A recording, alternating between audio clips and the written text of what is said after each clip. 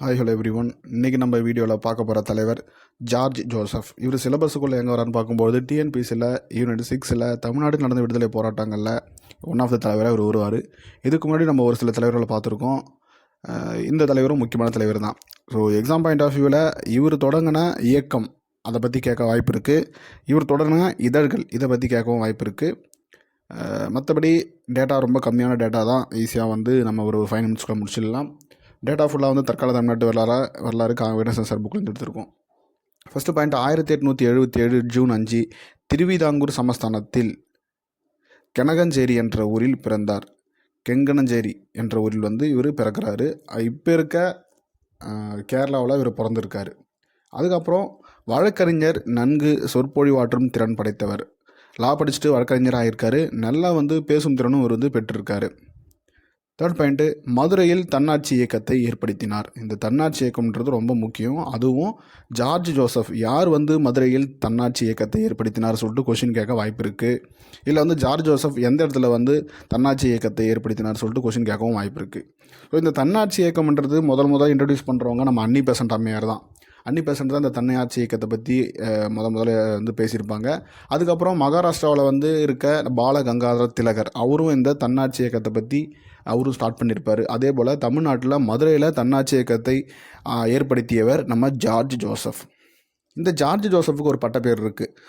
மக்களுக்காக ஆற்றிய சேவையால் மதுரை மக்கள் இவரை ரோசாப்புத்துறை என்று அன்போடு அழைத்தனர். இப்போ வழக்கறிஞராக இருக்கார். அந்த ஊரில் இருக்க அடித்தட்டு மக்களுக்கு இவர் ஹெல்ப்ஃபுல்லாக நல்ல ஒரு விஷயத்தை பண்ணதால் அந்த மதுரை மக்கள்லாம் சேர்ந்து இவருக்கு ரோசாப்புத்துறை என்ற ஒரு பட்டப்பேரை கொடுக்குறாங்க. மக்கள் அன்போடு அழைக்கிறாங்க.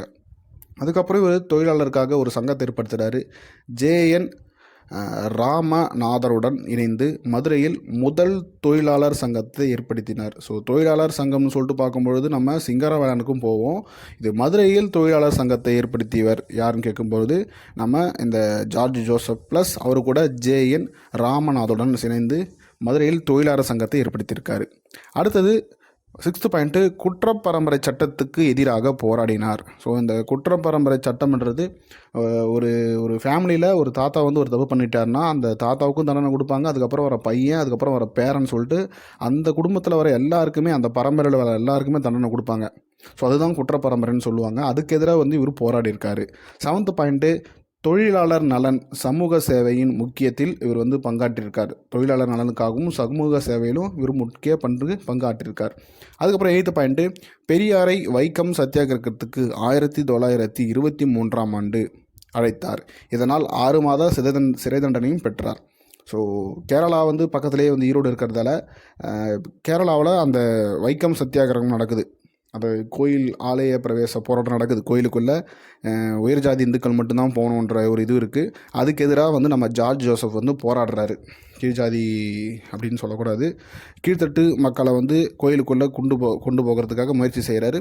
அதே முயற்சி, அதே முற்போக்கு சிந்தனையை தமிழ்நாட்டில் பெரியார் போராடுறாரு. அதனால் நம்ம தனியாக போராடினா ஒன்றும் பெருசாகாது, பக்கத்தில் இருக்க பெரியாரையும் கூப்பிட்டு போராடினா இந்த பெரிய விஷயம் சக்ஸஸ் ஆகும்னு சொல்லிட்டு ஜார்ஜ் ஜோசப் அதை அனலைஸ் பண்ணி ஜார்ஜ் ஜோசப் என்ன பண்ணுறாரு, 1923ஆம் ஆண்டு இந்த வைக்கம் சத்தியாகிரக போராட்டத்துக்கு பெரியாரையும் கொண்டு போகிறாரு. பெரியாரும் அந்த வைக்கம் சத்தியாகிரகத்தில் ஈடுபட்டு அது வெற்றி பெறுது நினைவாக நம்ம பெரியாருக்கு அந்த இடத்துல வைக்கத்தில் சிலையும் வச்சுருப்பாங்க. இப்போ கூட ரீசெண்டாக அதை திறந்துருப்பாங்கன்னு நினைக்கிறேன். திறந்துருப்பாங்களோ 100ஆண்டு விழாவை கொண்டாடிருப்பாங்க. ரைட். அதுக்கப்புறம் 6 மாத சிறை தண்டனை பெற்றார். அதனால் ஜார்ஜ் ஜோசப் சொல்லியாச்சு. அதுக்கப்புறம் இவர் 1919 ரவுலட் சத்தியாகிரகத்தில் பங்கேற்றார். மதுரையில் இவர் தலைமையில் அந்த ரவுலட் சத்தியாகிரகத்தை தலைமையேற்று நடத்தியிருக்காரு அப்படின்னு சொல்கிறாங்க. அடுத்தது யங் இந்தியாவின் ஆசிரியராக 6 மாதமாக பணியாற்றினார். இந்த யங் இந்தியா பத்திரிகையில் 6 மாதம் துணை ஆசிரியராக பணியாற்றியிருக்காரு யங் இந்தியா. அதுக்கப்புறம் இண்டிபெண்ட் அந்த நியூஸ் பேப்பரோட ஆசிரியராகவும் பணியாற்றிருக்காரு. இதெல்லாம் ரொம்ப முக்கியம். யங் இந்தியாவோட ஆசிரியராக 6 மாதம் பணியாற்றிருக்காரு. இண்டிபெண்ட் என்ற நியூஸ் பேப்பர்லேயும் ஒரு ஆசிரியராக பணியாற்றிருக்கார். அன்னி பெசன்ட் அம்மையார் அந்த தன்னாட்சி இயக்கத்தை 1916 ஆரம்பிச்சிருக்காங்க. அதுக்காக நான் கொடுத்து வச்சுருந்தேன். அதுக்கப்புறம் இவர் சமர்பதி ஆசிரமத்திற்கு தன் மனைவியுடன் சென்றிருக்கிறார். இவருக்கும் காந்திக்கும் ரொம்ப ஒரு நெருங்கிய ரிலேஷன்ஷிப் இருந்திருக்கு. இவர் எப்போனா வந்து அந்த பக்கம் போனார்னா, குஜராத் பக்கம் போனாங்கன்னா அந்த காந்தியடிகளோட சபர்மதி ஆசிரமத்துக்கு இவரோட மனைவியுடன் சென்று வருவது இவர் வழக்கமாக வச்சுருந்துருக்காரு. ஸோ அந்தளவுக்கு வந்து ஜார்ஜ் ஜோசப் வந்து காந்திக்கு க்ளோஸாக இருக்கார் அப்படின்னு சொல்லிட்டு இன்ஃபர்மேஷன் சொல்லியிருக்காங்க.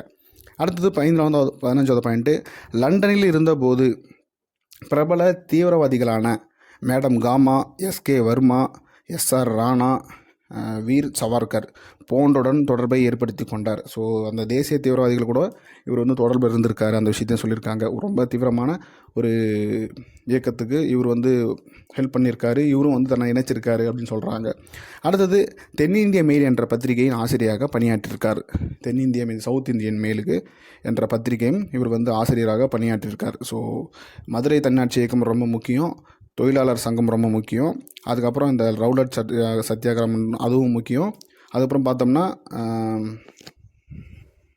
ஆமாம், வைக்கம் போர் அதுவும் முக்கியம்.